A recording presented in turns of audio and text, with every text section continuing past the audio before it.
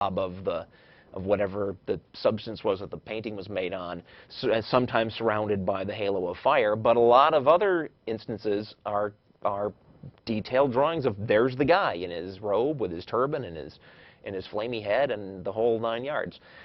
If you're curious, you can see a collection of such images at tinyurl.com/DND73. There's a whole collection. Does that stand for do not draw? It was random. That's the Mohammed image archive at zombietime.com. But again, that tiny URL is tinyurl.com/DND73. So now, as you can see, my Mohammed was just attempting to recreate the historical depiction of the guy from as he was shown in the past. Which is what I did. Didn't go out of my way to show him with an arrow through his head or somebody doing this behind him, or, I'm not making any fun of him, though a lot of people did take it that way, because a lot of people are really upset about this. And I think I completely understand that. The only reason I didn't go that far is I didn't think it was necessary. Because the reason people are upset is not that, it's not just that there have been people killed over this, because you can argue that that's extremists that are taking it that far. But the very idea that any group can have an internal rule about what is proper and then externalize and say, we are offended if anybody else not in our group breaks that rule, is just not appropriate. And so, I only wanted to take it as far as let's do an image. You can't possibly complain that this is disrespectful, and see what happens. Well, I saw what happened. The most interesting result was after Everybody Draw Mohammed Day, I got onto another group called Everybody Draw Mohammed Again Day. And by the way, Everybody Draw Mohammed Month is still ongoing. These are all Facebook groups. And there was a fellow who is a Muslim and joined Everybody Draw Mohammed Again Day and was basically saying to his fellow Muslims, let's not take this too seriously. These unbelievers are just trying to get our goat. Not true. They have the right to do what they want, but Allah will deal with them after they're dead. And that's where I got into a discussion with him. I'm saying, what do you mean when you say we have a right to draw whatever we want, but Allah will, pass judgment on us afterward? Isn't a right something that you don't get judgment passed on you afterwards? Isn't punishing somebody for exercising their rights fundamentally wrong? That went back and forth several times until he finally stopped responding to me. And that's the problem. It doesn't have to go as far as killing people. The fundamental problem here is this idea that not only do rules of behavior come from a God, but that they come from this particular group's God.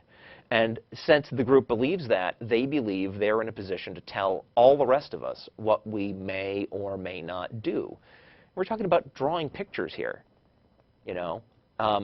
You could change this to anything. You could say, with my new religion, we're offended by people who wear straw hats.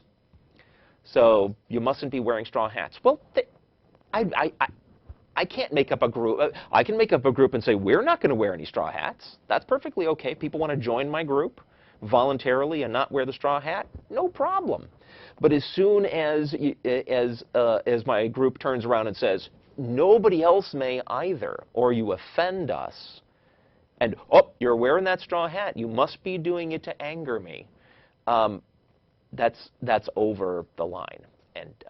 And some go beyond that. It's not just a matter that you've offended us.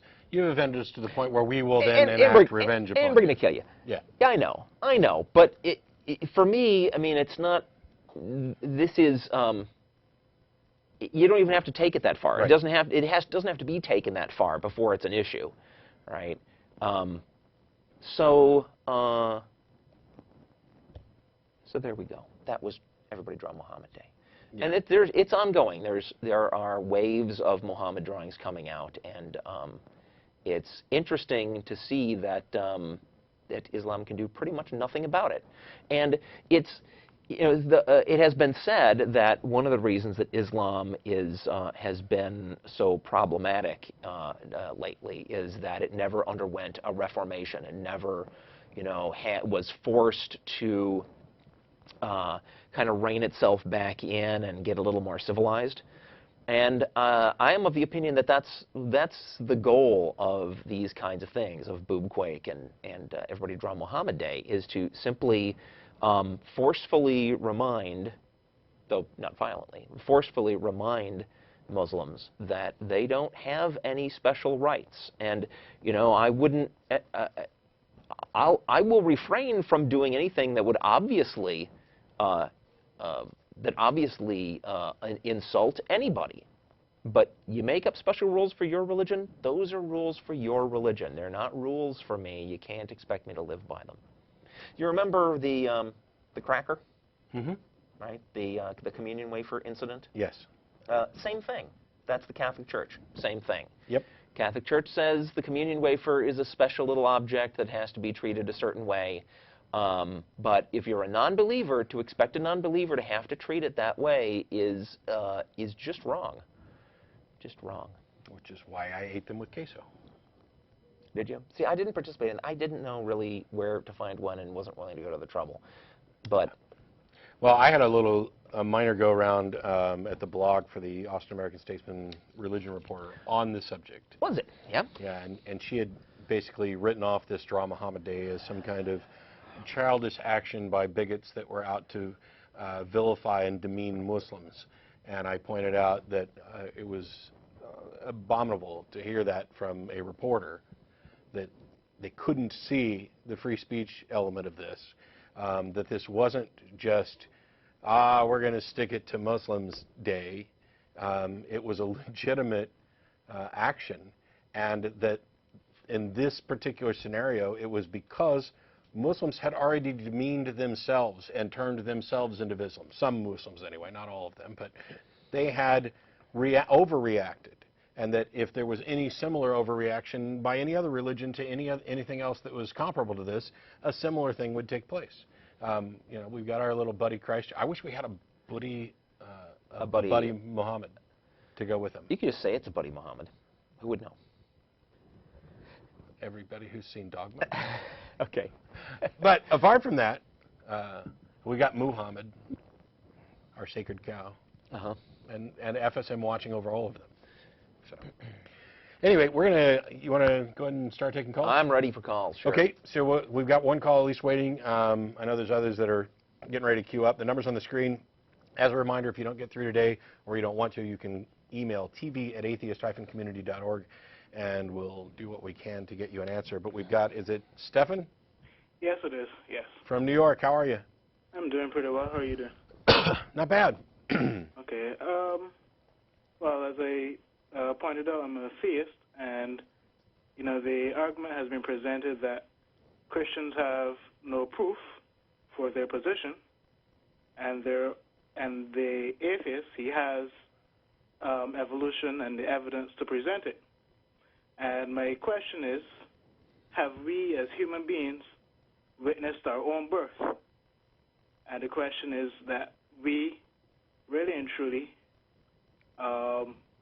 accept that the person who is our mother, we accept it by faith, really and truly, because, you really didn't see it unless, of course, it was videotaped. It's not until later someone who's probably adopted is then told later that this person was not your birth mother. So I'm saying that generally, even with the